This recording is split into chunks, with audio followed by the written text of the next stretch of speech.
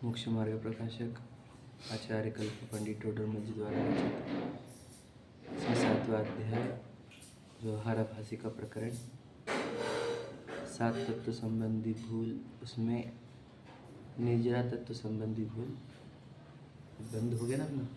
संबद्ध तत्व संबंधी भूल आएगी अभी। व्यवहाराभासी जिनेंद्र भगवान के वचनों को पूरी सूक्ष्मता से नहीं समझता। वचन तो सुखी करने के लिए है ना।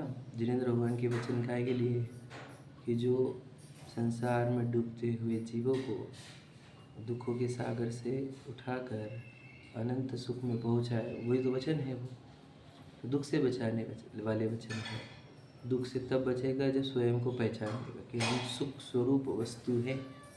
सुख की उत्पत्ति जिसमें से होती है वो वस्तु हम हैं। तो इसी का श्रद्धान होना चाहिए, इसी का ज्ञान होना चाहिए और इसमें मग्नता से सुख होगा। इतना सरल तो है ये है। पर ये जो वस्तु स्वरूप का कथन है ये सबके समझ में आता नहीं है।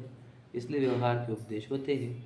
व्यवहार के उपदेश इसलिए होते हैं कि वो निश्चय के निकट लेकर आए, है ना, निश्चय की ओर लेकर आए।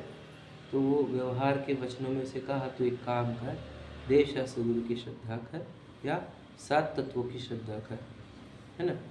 देव शास्त्र गुरु की श्रद्धा से और 7 तत्वों की श्रद्धा से तुझे वो आत्मा की श्रद्धा हो जाएगी।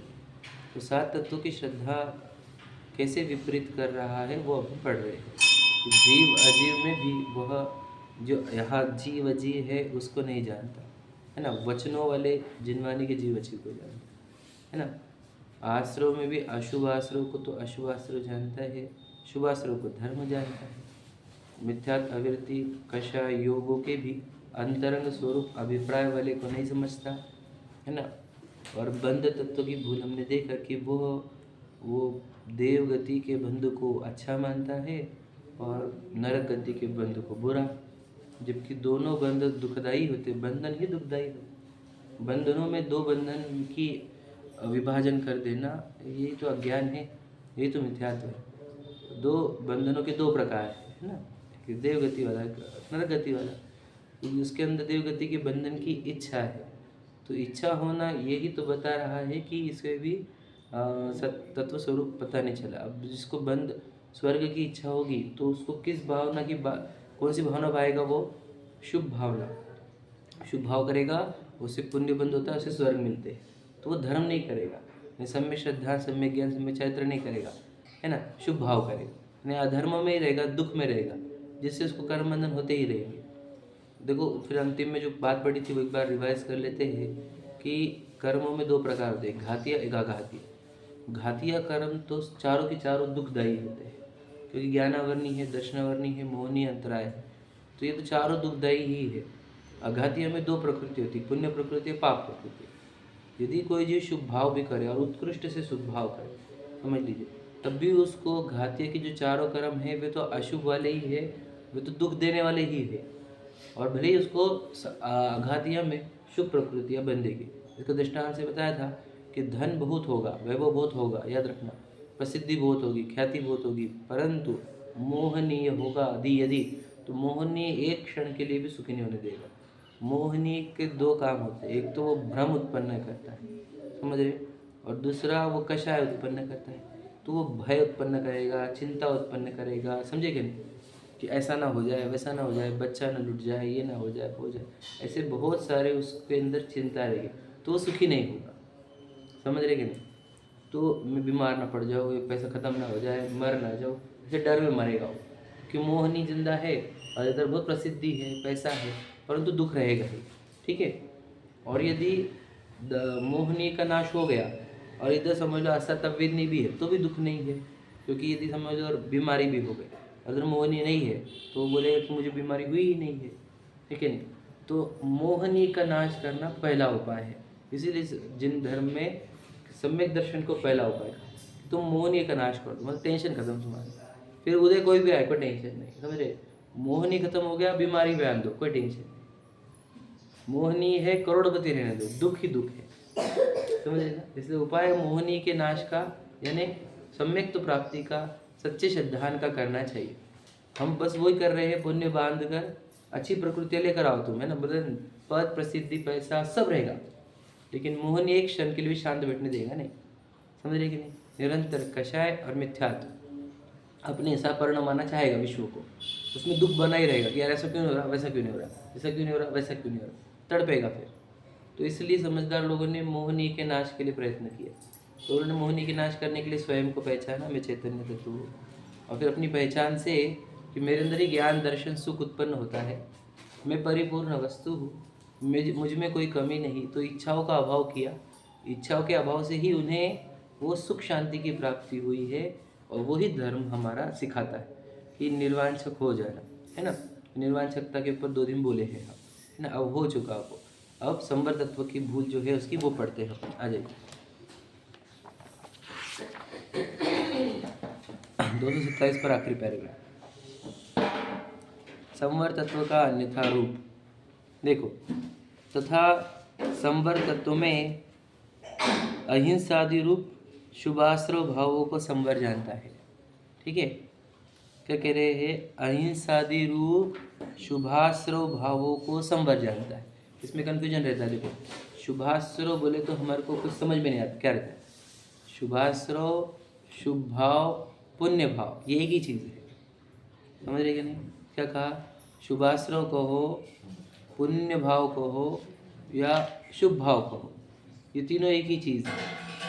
तो शुभ भाव पुण्याश्रव ये क्या रहते हैं, ये समझते, शुभाश्रव क्या रहते हैं। तो ये देखो, जो देव शास्त्र गुरु के निकट आते हैं हम, देव शास्त्र गुरु की भक्ति आराधना होगी, है ना, जिनवाणी का अभ्यास होगा, है ना, स्वाध्याय संयम तप होगा, ये सब शुभाश्रव में ही आते हैं। और फिर वो हम घर गृहस्थी में थे, तो घर में है तो खाने पीने का भाव चल रहे हैं, व्यापार बढ़ाने के भाव चल रहे हैं, बच्चों को संभालने का, उनको अच्छा करने के भाव रहे, वे अशुभ आश्रव होते हैं। ये मैंने उस दिन बता चुका हूँ आश्रव के तत्व में, है ना, कि ये घर गृहस्थी संबंधी में जो विचार है वे अशुभ आश्रम है। बच्चे का भला करने का वो भी अशुभ आश्रम में ही आएगा, बताया था मैंने, क्योंकि वो मोह से जुड़ा हुआ है ना। सभी जीवों का कल्याण हुए ये भावना है, वो शुभ आश्रम में आएगा, जीवों का। अब बच्चे को भी जीव देखकर तुमने उसका भला किया तो वो शुभ आश्रम में आ सकता है। यदि आपने उसको जीव देखा होगा तो अपना बच्चा नहीं देखने का, और फिर अगर आपने उसको जीव देखा तो आपको अपना बच्चा क्यों प्यारा लग रहा है, बाकी बच्चे क्यों नहीं लग रहे अच्छे। जीव तो समान है, अपने एक बच्चे अधिक अट्रैक्शन क्यों है उसका, तो इसका मोह से जुड़ा हुआ है, समझे कि नहीं। तो शुभाश्रव 2 प्रकार के, मतलब आश्रव 2 प्रकार के, अशुभ आश्रव, शुभ आश्रव। तो क्या करें, पुण्य आदि को लिखा है अहिंसा आदि रूप, मतलब क्या, जो अहिंसा भाव चल रहा है, अहिंसा, सत्य, अचौर्य, ब्रह्मचर्य, अपरिग्रह, इस प्रकार के जो भाव चलेंगे उसको वो क्या जानता है, संवर। देखो हम किसकी बात कर रहे हैं, व्यवहार आभासी मिथ्या दृष्टि की, समझ रहे। वो उसको उसके जीवन में उसको 7 तत्व आते हैं, क्या 7 तत्व आते हैं, सीखता है, सिखाता भी है, समझता है, समझ रहे कि नहीं, लेकिन कैसा समझ रहा है वो बात कर रहे हैं हम। जब तक ना पढ़ लिया है प्रश्न जिनवाणी से, ठीक है, और वो सिखाता भी है दूसरों को, लेकिन संवर तत्व किसको समझता है वो समझना होगा, समझ रहे। किसको संवर समझता है, वो कि जो शुभाश्रव होते हैं, अहिंसा आदि भाव जो होते हैं शुभाश्रव, उसको ही संवर मान लेते हैं। तो फिर संवर क्या होता है, फिर हम पूछते हैं संवर क्या है, फिर संवर क्या है ये प्रश्न है ना। हम तो देखो धर्म, संवर कहो, धर्म कहो, है ना, एक ही चीज़ है, वैसे कोई अलग अलग चीज़ नहीं है। तो हम किसको धर्म मानते, सोचो हमारे जीवन में भी हम अगर घर पे रहे तो हम खुद को बुरा जानते, मंदिर में आए तो अच्छा जानते, ऐसे लोग भी कम है दुनिया में। कुछ लोग तो घर में अच्छा मानते खुद, ठीक है, पर कुछ लोग ऐसे हैं जो घर में बुरा मानते स्वयं को, मंदिर में आए तो अच्छा मानते। हम उसकी गलती निकालते कि तुम मंदिर में भी आए तो तुम क्या कर ले भैया, समझे कि नहीं। मंदिर में आना गलत है क्या, मंदिर में आना गलत है नहीं बोल रहे हम, वो धर्म नहीं है। तो धर्म क्या है, यहाँ पे धर्म सीखा जाता है, समझे कि नहीं। ये धर्म नहीं है, ये धर्म की सीढ़ी है, समझे कि नहीं। यहाँ पर धर्म सीखा, कहाँ सीखते हम, कहाँ सीखते हम, स्वाध्याय नहीं करते, प्रतिमा से सीख ले, है ना, हमारे से नहीं समझते, प्रतिमा से सीख ले, मुनिराज से सीख ले, है कि नहीं। ये प्रतिमा क्या बता रही है, धर्म सिखा रही है। वो क्या, अपनी वस्तु जो है उसका आराधना करो, अपनी वस्तु में लीन हो, ये यही धर्म है, समझे क्या नहीं। तो यहाँ पे धर्म सीखा जाता है, समझे कि नहीं, पे धर्म किया नहीं जाता। जैसे मंदिर शिक्षालय है, समझे कि नहीं, जैसे यहाँ पे सीखा जाता है धर्म कैसा किया जाता है। यहाँ पे कोई धर्म होता नहीं है। यहाँ पर मंदिर में आके हमने आपने स्वाध्याय किया, भक्ति करी, है ना, पूजन करी, है ना, प्रदक्षिणा करी भगवान जी की, है ना, 108 प्रदक्षिणा करी, तो कोई धर्म नहीं होता।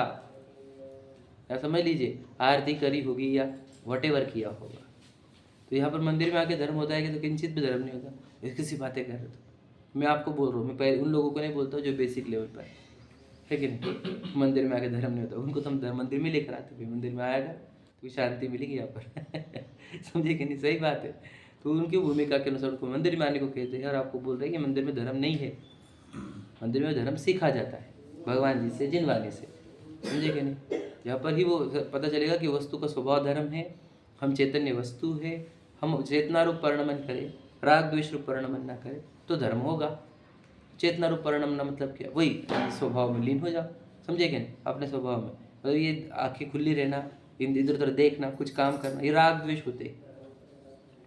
फिर संवर क्या होता है, जहाँ बोलो राग द्वेष ना हो, जहाँ ज्ञान दर्शन रूप ही परिणमन चले, वो को पढ़े ना परसों, वीतराग होकर दृष्टा ज्ञाता रूप प्रवर्ते, समझे कि नहीं।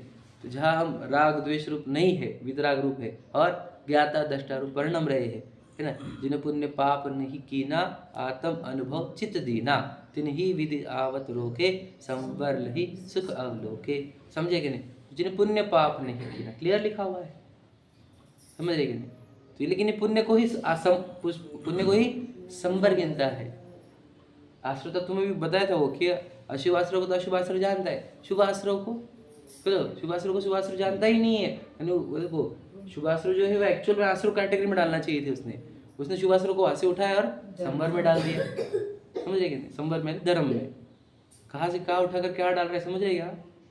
शुभाश्रय कौन सी कैटेगरी के है, आश्रय की कैटेगरी के। और इसको देखो मैं आपको बताऊँ, इसलिए आचार्य कुंद देव ने आश्रय अधिकार लिखने के बाद भी पुण्य पाप अधिकार और एक बार लिखा मतलब ये बहुत लॉजिक है उनका, क्योंकि हम इसको आश्रय बताएंगे कि ये सब गलत होता है, लेकिन पुण्य को कभी आश्रय मानेगा ही नहीं। और आचार्य कुंद ना लिखते तो हम भी नहीं बोल सकते थे, समझे कि नहीं। वो 2000 वर्ष पहले लिख कर गए। वो दो चांडालिनी का पुत्र, और समझे वो 2 पुत्र थे, तो वो कह रहे दोनों एक ही है। तो आप बोलेंगे दोनों वो जो मंदिर में जाना और घर पे रहना एक ही है क्या, बोलो एक ही है क्या अलग अलग है। धर्मपत्नी के साथ मौज मजे कर रहे, मान के चलो ठीक है, घूमने फिरने खाना पीने चल, और इधर मंदिर में आके प्रक्षालन, दोनों एक ही है, एक ही दोनों। क्या बात कर रहे तुम, कैसी बातें कर रहे, ऐसी शर्म आनी चाहिए आपको ऐसी बात बोलने की समझ रहे, ये ऊपर के लोगों को सिखाया जाता है, समझ रहे। आपको मैं पहले सिखाया नहीं, 10-12 साल के बाद सिखा रहा हूँ, है कि नहीं। दोनों एक ही है, वह कैसे एक है, किस अपेक्षा से एक है। वहाँ पर देखो पाप बनता है, यहाँ पे पुण्य बनता है, समझे क्या। वहाँ पे पाप बनता है कि पुण्य बनता है, घर पे पाप बनता है, यहाँ पर पुण्य बनता है। तो फिर क्या बताओ, अंतर नहीं है। हाँ, बंधता कॉमन है, आप समझ लीजिए बंधन कॉमन है, समझ रहे क्या नहीं। और क्या कॉमन है बताओ, वहाँ पर यहाँ पर आश्रम मतलब क्या कॉमन है, क्या कॉमन है दोनों में। हाँ, दुख कॉमन है, ठीक है, और बराबर उस तरह बताइए। हाँ, कर्म बंधन, इच्छा भी कॉमन है, बराबर, इच्छा दुख। और एक वर्ड है ना, हाँ, मोह भी ठीक है, मोह भी चलेगा। एक और एक वर्ड है, बोलो जब समझे नहीं, राग ये वहाँ पे विषयों का राग है, यहाँ देश गुरु का राग है। राग कॉमन, उसको एक कहने का बेस क्या बताए, राग, ये समझ लीजिए आप, समझ रहे कि नहीं। यहाँ पर जो आकर्षण हुआ है या इच्छा हुई काय की, पत्नी बच्चों की, खाने पीने की, घूम फिरने की, समझे कि नहीं। और यहाँ पर देश गुरु की भक्ति की, आराधना की है, तो दोनों जगह राग कॉमन है, आप समझ रहे कि नहीं। राग एक होने से एक कहा, समझ रहे ना। मतलब एक कहने का बेस क्या है कि दोनों जगह राग कॉमन है, सिर्फ राग में क्या फर्क है, बोलो वहाँ पर विषयों का राग है, यहाँ पे देव शास्त्र गुरु का राग, इतना ही फर्क है बस। तो आपने क्या देखा, विषय और देव शास्त्र गुरु इसलिए अलग अलग है। हमने राग देखा कि वहाँ पे भी राग और यहाँ पे भी राग, एक है, समझे कि नहीं। देखने के तरीके, समझे कि नहीं।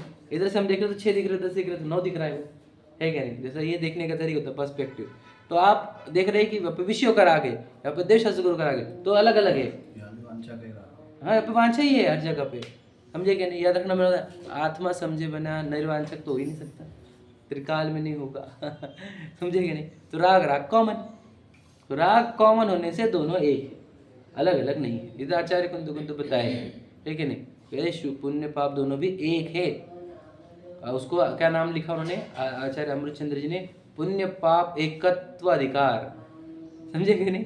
अब याद करना, वो पढ़ लेना, उसमें एकत्व कहा है, तो पुण्य पाप को एक सिद्ध किया गया है और दुनिया नहीं बोल सकती। याद रखना, ये बात आचार्य कुंद के सिवा या दिगंबर जैन धर्म के सिवा कहीं नहीं है, पूरी दुनिया में नहीं है, बोल ही नहीं सकता कोई। और मैं भी नहीं बोल सकता था अगर नहीं पढ़ता था आचार्य कुंद, और आप भी सुन नहीं सकते अगर मैं बोलता तो। पुण्य पाप को एक कैसे कह सकते आप? पुण्य पाप को एक कैसे? फिर दुनिया तो इसको धर्म माने बैठी है, सोचो। वो व्यवहारवासी की भी वही मिस्टेक है ना, वो इसी को धर्म मानता है। आप अब भाग्यवान हो, जिनवानी के सामने हो, और हमारे को ऐसे सूक्ष्म तत्व पढ़ने को सुनने को मिल रहे हैं कि भाई ये धर्म नहीं, इसके ऊपर धर्म। समझे क्या? नहीं, आत्मधर्म अलग है, ये तो बोलो, ये तो इससे व्यवहार धर्म, इसके ऊपर आरोप आता है धर्म का। मंदिर में आना धर्म नहीं, धर्म का आरोप आता है यहाँ पर कि यहाँ धर्म मिलेगा, तो मिलेगा नहीं बोलते, क्या बोलते? यहाँ धर्म है, ये व्यवहार से कहा। समझे क्या? नहीं, ये एक्चुअल क्या है, यहाँ पे धर्म मिलता है मतलब क्या? सीखने को मिलता है। तो ये क्या बोलते थे? यही धर्म है। किसको? जो नहीं समझ रहा है कि यहाँ पे सीखने को धर्म मिलता है, उसको बोल देंगे यही धर्म है, हाँ तू मंदिर पूजा। ये व्यवहार वचन होते हैं। समझे क्या? नहीं, पर अब यहाँ तक सुनिए, यहाँ तक आ गए, बहुत अच्छी बात है। अब यहाँ तक आ गए, अब आप बोल रहे हैं अब बढ़ो आगे। बहुत अच्छी बात है, अब यहाँ तक आ गए, ये तो बहुत अच्छी बात है। पूरी दुनिया से छटे आप यहाँ पर आ गए, बहुत बढ़िया है। लेकिन आप अब इसके ऊपर, ठीक है नहीं, अब इसके ऊपर जाओ, क्योंकि वो मंजिल है हमारी, है ना। ये तो हमारा, ये तो पड़ाव था। तो महाभाग्यवान लोगों को ये पड़ाव मिलता है, देश शास्त्र गुरु का मिलना बहुत भाग्य है, अनंत भाग्य। हम क्या कहें, हमारा भाग्य अंबानी से भी कई गुना ज़्यादा है। मैं सिद्ध करता हूँ हमेशा, अंबानी का भाग्य हमारे से 1% भी नहीं है। उसके इतनी संपत्ति, लेकिन मोहनी नाश का उपाय नहीं उसके पास। इच्छा से तड़पता है वो भी, समझ रहे कि नहीं, राग द्वेष से तड़पता है, मोह से, और यहाँ पर दुर्गतिया जाएगा, उसके कहाँ हो जाएगा। क्या भाग्य है उसका? ये 1 इंच भी भाग्य। तो मैं बताया था आपको, भाग्यवान किसको कहना, देखो एकदम सिंपल डेफिनेशन दी थी मैंने, याद है किसी को? मैंने बताया था, हम सबको, सब जे त्रिभुवन में जीव अनंत क्या चाहते हैं? सुख चाहे दुख ते भय। सभी जीवों को चाहिए सुख, तो जो सुख के निकट आता है वो भाग्यवान। सिंपल है एकदम, ये डेफिनेशन आप याद रखना हमेशा के लिए, एकदम बहुत सोच समझ के बनाई हुई डेफिनेशन, परफेक्ट एकदम। क्या? जो सुख के निकट आए वो भाग्यवान, और जो सुख से दूर जा रहा है वो अभाग्यवान। समझ रहे हैं? दुर्भाग्यवान। समझ में आया? तो सुख से निकट आना मतलब क्या? जिसके मोह के नाश का उपाय बनेगा वो सुख, क्योंकि दुख पूरा मोह में है। ध्यान से सुनना, दुनिया में दुख और कहीं पे भी नहीं है। देखो अपन चौथा अधिकार पढ़ा, वहाँ पे लिखा था कि कोई भी वस्तु, दुनिया का एक भी वस्तु, एक भी परिणमन, एक भी परिस्थिति दुख देती ही नहीं है। दुख होता है मोह से। समझ में? तो सुखी कौन होगा? जिसको मोह के नाश का उपाय आएगा।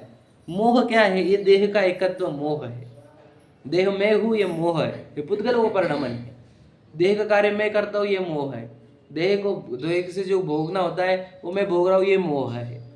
अब ये अम्बानी को कभी समझ में आएगा कि मैं देह नहीं हूँ, देह का करता मैं नहीं हूँ? कभी नहीं आएगा। तो उसके मोह नाश होगा क्या? मोह नाश नहीं होगा। दुख का नाश होगा क्या? दुख का नाश नहीं होगा। सुखी होगा क्या? वो सुखी नहीं होगा। इसलिए भाग्यवान है क्या? नहीं, वो दुर्भाग्यवान है। ये देखो, बोलते तो बहुत लोग हैं, लेकिन मैं आपको लॉजिकली प्रूव कर रहा हूँ, आपको ये समझना ही होगा। अगर हम अपने आप को सुख के नजदीक पा रहे हैं तो समझना हम भाग्यवान है। और सुख कैसे होगा? मोह के नाश से। मोह का नाश क्या? अरे मैं तो हुई नहीं है, ये जो दिख रहा है सामने, ये तो पूरे कर्मों ने बनाया हुआ है, डिजाइनिंग इसकी, पूरे इसके हलचल है ना, सक्सेस फेलियर निंदा प्रशंसा पूरा कर्म कर रहा है। अब इसमें कुछ चलता नहीं, मैंने एक चीज़ को भोगा नहीं, मैंने आज तक एक चीज़ की नहीं। जब ये हमारे अंदर प्रूव हो जाएगा तो हम मोह से रहित हो जाएंगे, तो हमारे अंदर इच्छा खत्म हो जाएगी, दुख खत्म हो जाएगा, जीरो दुख में आ जाएंगे हम, या जीरो इच्छा में। कल बता चुका हूँ मैं, जीरो दुख जीरो इच्छा में आ गए तो क्या हो गया? हम तो सुखरूप हो गए ना। और सुखरूप होना ही तो भाग्यवान है, नहीं धनवान होना भाग्यवान है। बताओ, सुखरूप होना भाग्यवान है कि धनवान? ये सोच के बताओ। तो जे त्रिभुवन में जीव अनंत, बोलो धन चाहे, बोलो ऐसा है कुछ? बोलो दरिद्र से भयबंद, ऐसा है क्या? वैसा नहीं है। अब धनवान लोगों को पूछो, बोलते सब ये साला सुखी नहीं है। शांति नहीं, एक पैसे की शांति नहीं है। शांति बोलो, सुख बोलो, एक ही चीज आएगी। समझ रहे कि नहीं? भगवान का दिया सब कुछ, लेकिन शांति कहीं पर भी नहीं है। तो क्या है, किसके पास है शांति? सुख पावे सुख चैन, बताया था ना हमने किससे होगा? कैसे आएगी शांति? मोह के नाश से आएगी। तो मोह का नाश कब? जब मंदिर में आके तुम भाग्यवान है, तुम्हारे जिन मंदिर मिल गया, जिन वाने मिल गए। क्यों? अब तुम सत्य के निकट आने का अवसर आ गया तुम्हारा। अब निकट आ गए ना सत्य के, इसलिए आप भाग्यवान हो। अब भाग्यवान तो है, अब क्या बोलो, भाग्यवान है, अब पुरुषार्थी बनो। भाग्यवान तो आप है ही, मुझे तो इसमें शंका ही नहीं बिल्कुल, समझे कि नहीं। आपका भाग्य मुझे अंबानी से ज़्यादा दिखता है, इसमें भी कोई शंका नहीं, ठीक है। भाग्यवान तो आप हो, आप पुरुषार्थी हो। पुरुषार्थी क्या करो, यहाँ तक आ गए ना, उपदेश से गुरु तक, है ना, तो आ गए आप शुभ आश्रम तक आ गए। अब क्या, इसको हे जानो और संवर को स्वीकारो, संवर की ओर मुड़ो। तो क्या है संवर, कैसे होता पढ़ेंगे अपन, देखो। हाँ, ये तो कोई लाइन थी आपके इसमें ना, एक ही कारण से पुण्य बंध भी माने और संवर भी माने, वह नहीं हो सकता। मतलब क्या, मंदिर आने से पुण्य बंध भी होता है और मोक्ष भी होता है, ऐसा हो सकता है क्या? बोलो भैया, पूजन करने से पुण्य बंध भी होता है और मोक्ष भी होता है, ऐसा होगा क्या? बताओ, मंदिर आने से पुण्य बंध भी हो रहा है और मोक्ष भी हो रहा है, ऐसा तो होगा ही नहीं। एक कार्य से एक कार्य होगा, मतलब एक कारण से एक कार्य होगा। अब देव शास्त्र गुरु के निकट आना, इस ये कारण से कौन सा कार्य होता है, खुद को पूछो। तो इससे तो पुण्य बंध ही होगा, समझा क्या नहीं? इससे मोक्ष होता है क्या? पूछो, खुद को ही पूछो। क्यों? तो मैं बताता हूँ। अब जिनेंद्र भगवान है, अब क्या हो रहा है, आप आपके अंदर इंद्रियों से देखा जा रहा है उनको, बराबर है, या मन के द्वारा उनका विचार किया जा रहा है, या मन के द्वारा उनके गुणों की प्रशंसा की जा रही है। तो यहाँ पर विकल्प है, यहाँ पर राग है पर वस्तु का, समझ रहे? यहाँ पर चेतना बताओ पूरी निर्मल नहीं है, क्योंकि राग धारा चल रही है, बराबर है, तो कर्म चेतना चल रही है। तो इसलिए इस केस में तो इस केस में आपको निर्जना नहीं होगी, संवर नहीं होगा, बंधन होगा, आश्रय हो जाएगा। राग चल रहा है ना, राग से तो बंधन होता है, मोह राग द्वेष। तो देव शास्त्र गुरु के निकट रहो, शुभ राग होने से बंध ही होगा, पुण्य बंध ही होगा, समझे क्या? उसी शुभ राग से हम मोक्ष जान रहे हैं, मान रहे हैं, तो मिथ्यात्व होता है। हम बहुत भक्त हैं इनके, हम उनके भक्त हैं, हम उनके भक्त हैं, उनके भक्त हैं, भैया तो समझ लेना संसार में रहेगा। क्योंकि भक्ति वाला जो भाव है, याद रखना, एक्चुअल भक्त तो कोई है ही नहीं। मैंने आपको बताया था, भक्ति कहाँ से आती है? गुणानुराग से। उनके गुण कौन से है? वितरागता उनके गुण है, समझे क्या नहीं? तो अगर उनके गुण पसंद आए रहते तो वितरागी होता था, भक्त बने नहीं रहता था अभी तक। क्या समझे? समझे कि नहीं? तो जो उनकी भक्ति कहाँ से आई, कि वो ऐसे है वैसे है, वो तो चलता ही नहीं, वो तो देहाश्रित गुण है। आत्माश्रित गुण बता, तो वितरागी है। अब वितरागी है ना वो, तो तुझे वितरागता पसंद आनी चाहिए ना, तो तूने भक्ति छोड़ के वितरागता प्रकट करनी चाहिए थी। तो तभी भी भक्ति में लगा हुआ है, इसका अर्थ क्या? तुझे भक्ति हुई नहीं है उनकी। समझे क्या कहा हमने? थोड़ा गहराई से समझना, 2 बार रिपीट की मैंने सेम चीज, ठीक है? तो भक्ति तो वो नीचे गुणों का अनुराग अनुराग होता है। वितरागता के, ये वितरागता उनका आत्मिक गुण है, देहाश्रित ने आत्माश्रित गुण।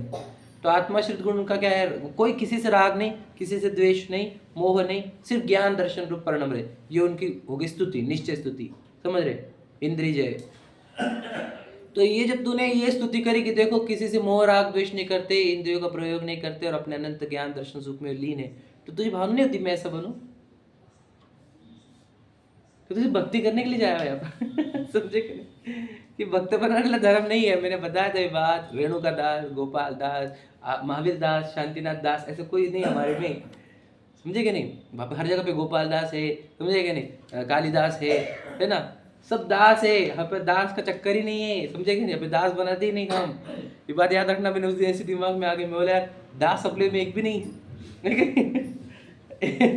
गोपाल दास जी का नाम आता है मेरे को ध्यान में, पर वो भी उनको ना उनके माँ बाप ने तोपा होगा नाम उनके ऊपर, समझे कि नहीं? वैसे हमारे में तो है नहीं, वो कन्वर्ट हुए होंगे या फिर ऐसा कुछ होगा, समझ रहे नहीं? लेकिन देखो आप, कोई नहीं हमारे पास, हरिदास नहीं है ना, देवदास नहीं है, रामदास नहीं है, तो ये दास बनाने का काम ही नहीं है यहाँ पर, समझे कि नहीं? तो जिंदगी भर भक्ति कर रहे हैं, दास बन के रह रहे, नाम नहीं लगाया दास का, लेकिन दास का ही काम कर रहा है। नहीं हम इनके परम भक्त हैं, हम इनकी परम भक्त। भाई तू परम भक्ति से क्या बन रहा है पता है कि तुझे? भक्ति करने के लिए बुला, देखो भगवान जी बोलेंगे भक्ति कर मेरी, उनके उपदेश तो समझ ले, उनकी वो प्रतिमा क्या बोल रही है, ये बोल रही है मेरी भक्ति कर, बोला ही नहीं उन्होंने, समझो आप। तो शुरुआत में समझना नहीं था, तब तक आया था भक्ति करी तो ठीक है, अभी भी वो भक्ति कर रहा था, जीवन भर भक्ति कर रहा है, ये गड़बड़ है हमारे। शुरुआत में भक्ति करी, अच्छी बात है, भक्ति फिर बाद में क्या करे? तो उनके मार्ग पर चलो। वंदे तद्गुण लब्धे, क्या बोलते हैं आप? वंदे वंदे पहला काम हो गया, फिर क्यों? तद्गुण लब्धे, उनके गुणों की प्राप्ति। कौन से गुण के गुणों की? उनके गुण कौन से? वितरागता है उनका गुण है, वितराग सर्वज्ञता। तो वितरागता सर्वज्ञता प्रकट करना, यही उनके वंदन का फल होना चाहिए, ठीक है ना? कि सिर्फ बस वंदन ही करना जिंदगी भर, वंदे वंदे वंदे वंदे, तद्गुण लब्धि नहीं, क्या गायब कर दिया, ठीक है, चलो पढ़ते हैं आगे थोड़ा सा और। दादाजी की इसमें उन्होंने बोला था कि सुनते सुनते भी कर्म की निर्जरा होती है, ऐसा व्यवहार से बोला उन्होंने। याद रखना वो ये बहुत गड़बड़ कर देते लोग। निर्जरा मतलब ऐसा समझते कि हम मंदिर में आए तो निर्जरा हो रही, पाप की निर्जरा हो रही, पाप की निर्जरा हो रही। देखो आप निर्जरा को इतना हल्का मत बनाओ। ऐसा पाप का नहीं बोला उन्होंने। नहीं, दुनिया में जो और चल रहा है वो बता रहा हूँ आपको। सुना है आपने ये लाइन कि मंदिर में आने से तुम्हारे पाप की निर्जरा होती, तुम पूजा करो तुम्हारे पाप की निर्जरा होगी, तुम उपवास करो तुम्हारे पाप की निर्जरा होगी। अरे निर्जरा कर्मों की होती है, पुण्य पाप की थोड़ी होती रहती है। ध्यान सुन लेना, कर्मों की निर्जरा चाहिए हमारे को। तुम ये पुण्य पाप मत करो, समझ गए नहीं? मतलब क्या कर रहे वो पुण्य को निर्जरा का कारण बता दे रहे, समझ लेना आप। अब निर्जरा का कारण क्या, बोलो बोला बोलो। इच्छा निरोध तपः, तप से निर्जरा, तप से निर्जरा होती है। तो मंदिर में आके कौन सा तप कर रहे हैं? हम कर रहे हैं ना, अब मंदिर घर से दूर है, इसको तप नहीं कहा गया है। यहाँ पर भी इच्छा लेकर आया है, तू पुण्य की इच्छा, समझे कि नहीं? तो कोई इससे निर्जरा नहीं होती, वो वाली जो ओरिजिनल चाहिए, समझे क्या? अकाम निर्जरा, समझे क्या नहीं? बोलो हमने वो बोल रहे ना, उसी में लाइन लिखे थे तो 5 डाल में क्या कि तासो निज काज न सरना, लाइन बोलो उसको। तप करी जो कर्म खिपावे, सोई शिव सुख दर्शावे। बोलो क्या क्या लाइन उसके पहले? निज काल पाए विधि झरना। और जो अपने काल पाकर कर्म नष्ट हो रहे, तासो निज काज न सरना, उससे हमारा कार्य नहीं सरने का, समझे क्या नहीं? तप करी जो कर्म खिपावे, लाइन क्लियर लिखी हुई है। मतलब कोई मेरे से आर्गुमेंट करे, मैं ये लाइन बता दूं खत्म हो जाए आर्गुमेंट। कि निज काल पाए विधि झरना, अपने काल को प्राप्त करके जो कर्म निर्जर हो रहे उससे हमारा कोई कार्य नहीं सकता। तासो निज काज न सरना, तप करी जो कर्म खिपावे। तप क्या करना, गर्मी में बैठना हो, धूप में, वो नहीं तप कहा। इच्छा का निरोध, उपयोग उपशुद्धोपयोग, समझे कि नहीं? उससे कर्मों की निर्जरा होती है, समझे कि नहीं? 12वां तप का है ध्यान, सबसे बड़ा तप, उससे निर्जरा होती है, समझे कि नहीं समझ रहे? इच्छा का निरोध होने से निर्जरा। ये लॉजिक जो लगाते हैं छोटी छोटी चीज़ों में, इससे भी निर्जरा हो रही, इससे भी, मेरे से बहुत जन आर्ग्यू करे ये बात, और मैं हमेशा प्रॉब्लम में आया हुई बात, मैं क्या बोलते रहते हो यार आप, इससे भी निर्जरा उससे भी निर्जरा। निर्जरा को इतना हल्का मत बना। याद रखना, मैं आपको सच बताऊँ क्या, जब करुणानियुक्त पे लड़ने बैठते तो क्लियर बोला जाता है कि निर्जरा मुख्यता से मुनिराजों को होती है, बराबर है कि नहीं? मुख्यता से तो निर्जरा वाला गुणस्थान उनका ही है। मैंने आपको बताया था, हमने जब सात तत्व सिखाए तब भी ये बात बताई थी कि भगवान जी, अरिहंत जी और सिद्ध जी वो कौन से तत्व है? मोक्ष तत्व है। और मुनराज कौन से है? निर्जरा तत्व है मुख्यता, समझे क्या नहीं? वो निर्जरा तत्व बोला जाता है उनको, इसलिए उनको पूज्यता में लाई है हमने, 5 परमेष्टि में उनको डाला है, क्योंकि वो निर्जरा तत्व है। संवर तत्व वो तो सम्यक दृष्टि भी है, चतुर्थ गुण स्थान वर्ती, समझे क्या नहीं? 5वें गुण स्थान वाले को भी निर्जरा कम है, इसलिए उसको भी हमने पूज्यता में नहीं रखा। ध्यान से सुनना, वहाँ पे भी निर्जरा है थोड़ी सी, लेकिन पूज्यता में नहीं रखा, समझे क्या नहीं? तो निर्जरा की मुख्यता मुनिराजों में है, समझे ना क्या बोल रहे हैं? वो निर्जरा चैप्टर था, वो अपने अपने ले लिया, अभी विषयांतर हो गया, समझेंगे नहीं? समझ पर यहाँ पर क्या था वो प्रश्न? यहाँ पर नहीं था वो प्रश्न। यहाँ पर नहीं था ना। कहना क्या है, निर्जरा कब होगी? अब आएंगे अपन, पढ़ेंगे निर्जरा के बारे में, ठीक है? चलो, प्रश्न, मुनियों के एक काल में एक भाव होता है, वह उनके बंद भी होता है और संवर निर्जरा भी होते हैं। सो किस प्रकार? अब आया देखिए, अब क्या लिखा कि संवर निर्जरा भी लिखा है मुनराज के, और बंद भी हो रहा है। तो एक ही भाव से 2 काम हो रहे कि नहीं? अब तो बोल रहे थे एक भाव से एक ही होता है, समझे कि नहीं? अभी पहले अपने क्या बोला कि जो शुभ राग है मंदिर में आए, उससे तो पुण्य बंद ही होगा, उससे मोक्ष थोड़ी होगा। तो कहते हैं कि मुनिराज को कैसे होता है फिर? उनको भी एक भाव चल रहा है, तो उनको पुण्य बंद भी हो रहा है और संवर निर्जरा भी हो रही है, तो कैसे हो रहा है? समझे क्या नहीं? ये प्रश्न उठाया, समझ रहे? देखो ध्यान, समाधान, वह भाव मिश्र रूप है, समझे क्या नहीं? उनको मिश्र भाव चल रहा है। बोलो, एक सराग अंश है उसके अंदर और एक वीतराग अंश है, समझे क्या नहीं? उनके अंदर 2 अंश है। हम मंदिर में, हमारे पास 2 अंश है क्या? बताओ। 2 अंश है क्या? फिर तुम 2 कैसे मान रहे हो? तुम्हारे अंदर 2 अंश होते, तुम 2 मानते, एक ही तो है राग, समझे क्या नहीं? तो कह रहे उनके अंदर 2 अंश है, एक सराग अंश है, विराग, कुछ वितराग हुआ है, कुछ सराग रहा है ना? कुछ अंश वितरागी हुआ है, कुछ अंश सराग है। जो अंश वितराग हुए उनसे संवर है, समझे क्या नहीं? और जो अंश सराग है उनसे बंद है। ये कैसे समझेंगे हम कि सराग और वितराग है? देखो थोड़ा सा सब मोटा मोटा बता रहा हूँ, उसकी सूक्ष्मता और है, लेकिन मोटा रूप से बता रहा हूँ। कि उनके अंदर वितराग अंश है, इसलिए सब छोड़कर ध्यान करते हैं। सराग अंश है, इसलिए आहार विहार निहार है। 28 मूल गुणों का पालन है। दोनों दिख रहे हैं ना उनके अंदर, दिखने का समझेंगे? बाहर से देखा हमने, अंदर भी दो है, एक ही समय पर है दोनों, समझे क्या नहीं? सरागांश भी है, वितरागांश भी है। अब आत्म ध्यान में लीन नहीं है, क्यों? बोलो क्यों नहीं है? मतलब हम वापस क्यों बाहर क्यों आ जाते हैं? राग अंश है इसके लिए, समझे क्या नहीं? राग अंश नहीं होता तो वापस कैसे आते? देखो राग मतलब क्या बता देकर मैंने, इच्छा ही होती है राग मतलब। और वो 10वें गुण स्थान में जो सूक्ष्म सांप्रदाय कहा है वो क्या है बताओ? राग रह जाता। कौन सा राग सुना है क्या? पूछा था ना आपने, कौन सी 10वें गुण स्थान में उनराज को कौन सा राग रह जाता है? मोक्ष। तो मोक्ष राग मतलब क्या? मोक्ष की इच्छा, आप समझ लीजिए, इच्छा ही तकलीफ है। फिर 10वें जब इच्छा खत्म हो जाती है तो 12 गुण स्थान है तो वितरागी बोला जाता है। तो बताओ इच्छा का नाश ही वितराग दशा है, क्या समझे? और इच्छा का नाश ही मोक्ष है क्योंकि इच्छा में ही दुख है, इच्छा में ही बंधन है, समझे कि नहीं समझे? आ समझ लीजिए। तो मुनिराज के 6वें 7वें गुण स्थान को क्या है? राग है। राग मतलब क्या? इच्छा है। कौन सी? मोक्ष की होगी, समझे कि नहीं? इसकी भी ना लिखने की। हाँ ये वाला भी राग हो सकता है, हमको समझ में बराबर है। 6 में याद रखना मुख्यता नहीं उसकी, मैं सच बता रहा हूँ आपको। बहुत अच्छी बात है, देखो मैंने सुनी थी सचिन जी से, कम से कम हो गए 7-8 साल, कि बोले तुमने आचार्य कुंद का फोटो लगाया है। कौन सा लगाया है? लिखने वाला। तो गलत काम किया तुमने। वो आत्मा में लीन रहते तब का फोटो लगाया, नहीं वो जब राग में आए वो फोटो लगाया। सबको प्रसिद्ध करे मुनराज राग वाले होते, क्यों? समझे कि नहीं समझे? अरे वो तो आत्मा ध्यान में लीन रहते हैं और नहीं रह पाए कभी तो लिख लिया उन्होंने, तुमने वही वाला टाइम पे फोटो निकाला उसका, समझे कि नहीं? मतलब हम अच्छे से खड़े थे, है ना, तब तुमने फोटो निकाले, हमने कुछ खाने लगे तुमने फोटो नहीं खा दी समझ रहे कि नहीं? आचार्य कुंद का जो आत्म ध्यान में लीन रहते हैं तब का तुम्हें फोटो नहीं, समझे क्या? वो राग व्यवस्था में है, तुमने फोटो खींच लिया, समझे क्या? और वही वर्णन निकाला। बोलना ये है मुनराज आत्म ध्यान में लीन रहते, और उपदेश का शास्त्रों का सबका नहीं, वो कोई कोई कर लिए, समझे कि नहीं? अब वो कोड़ा कोड़ी थे, वो कितने एक एक टूप पे थे, और सब लिखते बैठे क्या? विचार करो। और सबने उपदेश भी दिए नहीं क्या?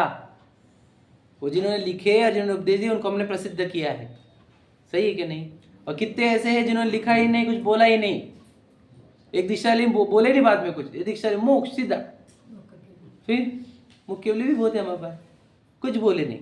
क्यों? क्योंकि हम सिखाने के लिए थोड़ी आए हो। वो तो याद रखना जिनकी योग्यता थी, जिनसे कुछ प्रभाव न होने की थी, उनको ऐसे योग आ जाते हैं, ऐसे भाव आ जाते हैं कि हम लिख देते हैं, कुछ बोल देते हैं, तो उनसे कल्याण हुआ लोग। आज भी हम आचार्य कुंद का गीत गा रहे हैं क्योंकि लिख दिया उन्होंने हमारे लिए, बात समझ रहे? पर क्या बोलना है कि वो काम नहीं, उनका काम तो उनका लीनता ही है, दीक्षा का ही लीनता के लिए, समझ रहे? तो कह रहे उनको दो भाव है, मिश्र भाव है, समझे? एक राग अंश है, एक वितराग अंश। देखो सो एक भाव से दो कार्य बनते हैं, परंतु एक प्रशस्त राग ही से, समझे कि नहीं?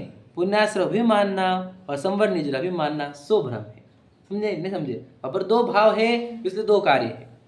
यहाँ पर आप क्या मान रहे हो? शुभाश्रव से ही क्या मान रहे हो? पुण्य बंध भी मान रहे हो और संवर निजरा मान रहे हो, तो ये भ्रम है।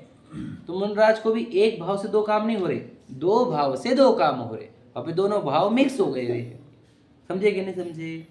हमारे अंदर दो भाव है क्या? एक ही भाव है, कौन सा? शुभाश्रव। अब यहाँ पे मैं आया हूँ तो एक शुभाश्रव है, वही है, शुद्ध भाव भी है क्या? तो ऐसा मन नहीं है, तो शुभाश्रव मुख्यतः है ना? तो शुभाश्रव से तो क्या होगा? पुण्य बंध ही होगा। अब इसी से मैं मान लूँ कि मेरे को मोक्ष भी मिलेगा, सिखाते सिखाते मेरे को मोक्ष मिलेगा, तो नहीं मिलने का, याद रखना मेरी बात। सिखाते सिखाते मोक्ष मिलता कि नहीं मिलता?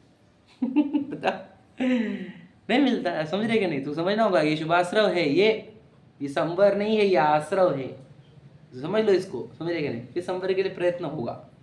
अब इसको हमें मान लो कि यही संवर है, सिखाना अच्छा काम है, दुनिया का कल्याण कर रहे हैं हम। अब बताओ कभी आत्म ध्यान करेगा नहीं, समझे कि नहीं? कभी एकांत में बैठेगा नहीं और जाएगा कर्म बांध के कहीं पे, समझे कि नहीं? एक भाव स्वर्ग का, फिर बाद में अनंत काल। इसलिए ये वाला काम नहीं करना हमारे को, समझे कि शुभाश्रव धर्म नहीं है, ये बात समझ लीजिए। हमारा काम तो वैसे भी बहुत अच्छा है, सबको सिखाने का, जिनवानी सिखाने का, तब भी हम बोल रहे धर्म नहीं हमारा। हमारा तो कोई लौकिक वांछा नहीं, न कामना, समझ? धर्म ही सिखा रहे, और ओरिजिनल सीख भी रहे, सिखा भी रहे, अच्छा काम होते हुए हम बोल रहे हैं आपको क्लियर कट क्या कि ये संवर नहीं है, आश्रव है, समझे ना भैया? धर्म नहीं है ये, समझे? धर्म तो वही है, क्या बोलो, राग द्वेष रहित होकर ज्ञान दर्शन रूप परिणमन। क्योंकि मैं वस्तु कौन हूँ? आत्मा। आत्मा के अंदर गुण कौन सा है? ज्ञान दर्शन। वो स्वभाव, वस्तु का स्वभाव धर्म है, वस्तु स्वभाव धर्म हो। तो ज्ञान दर्शन रूप परिणमना, प्रतिभासन रूप परिणमना, चेतना रूप परिणमना, शुद्ध चेतना रूप परिणमना, ये धर्म है हमारा। और राग रूप परिणमना यह धर्म है। समझे क्या नहीं? वीतरागाय नमः का अर्थ यही होता है। राग, जिसने राग का अभाव किया उसको नमस्कार हो। वीतरागाय नमः पूरी दुनिया में प्रसिद्ध है, जैनों में पूरे है नहीं, वीतरागाय नमः, वीतरागाय नमः। तो इसका अर्थ क्या है? जो राग का अभाव करता है उनका नमस्कार, उनको नमस्कार। विशुभाश्रव, इसलिए मैं बोलता हूँ रखना, मंद रागाय नमः नहीं हमारे पास, और शुभ रागाय नमः भी नहीं है। ध्यान से सुन लेना। याद रखना, एक राइट है तो दो रॉन्ग वाले भी बोलना। बोलो, वितरागाय नमः है, शुभ रागाय नमः नहीं है, मंद रागाय नमः नहीं है। समझे कि नहीं? वितरागाय नमः। मुनिराज वो भी वितरागाय नमः कर रहे हैं। नमस्कार उनका भी वितरागी को ही है। समता हमारे धुति उच्चार। किसकी धुति उच्चार है? बता बता। वंदना जिनदेव को। तो वंदना किसकी कर? जिनदेव। क्यों? वितरागता को। वितरागाय नमः उनकी भी है। क्या समझे? समझ रहे कि नहीं समझ रहे? वितरागाय नमः ही हमारा धर्म है। तो राग का भाव, शुभाश्रव, बोलो शुभ राग क्या कारण है? बंध का ही कारण है। समझ गए ना? वो बिल्कुल भी संवर का कारण नहीं है। इसलिए संवर जहाँ राग द्वेष ना हो, ज्ञान दर्शन रूप परिणमन हो, वह संवर है। जिन पुण्य पाप नहीं कीना, आत्म अनुभव चित्त दीना, तिन्ही विधि आवत रोके, संवर लही सुख अवलोके। समझ रहे? उनको संवर है। समझ रहे? पुण्य पाप नहीं कर कर जो आत्मा का अनुभव कर रहे हैं वे संवर को प्राप्त हो रहे हैं। समझ में? इसमें और बताएंगे। समिति गुप्ती की चरित्र बहुत बड़ा है। तो संवर के लिए कितना लिखा है? क्यों? सबसे बड़ी मिस्टेक संवर में ही करते। बोलो, शुभाश्रव को संवर मान मान कर बैठा है, इसलिए संवर के लिए कितना बड़ा लिखा। देखो उन्होंने बंद के लिए इतना सा लिखा। 2 पैराग्राफ। तो संवर के देखो कितना लिखा है। क्यों? क्योंकि संवर बहुत गड़बड़ करते हैं हम शुभाश्रव को संवर मानने की। जैसे संवर को स्पेशली अलग बताया है मैंने। ठीक है, चलो सहजा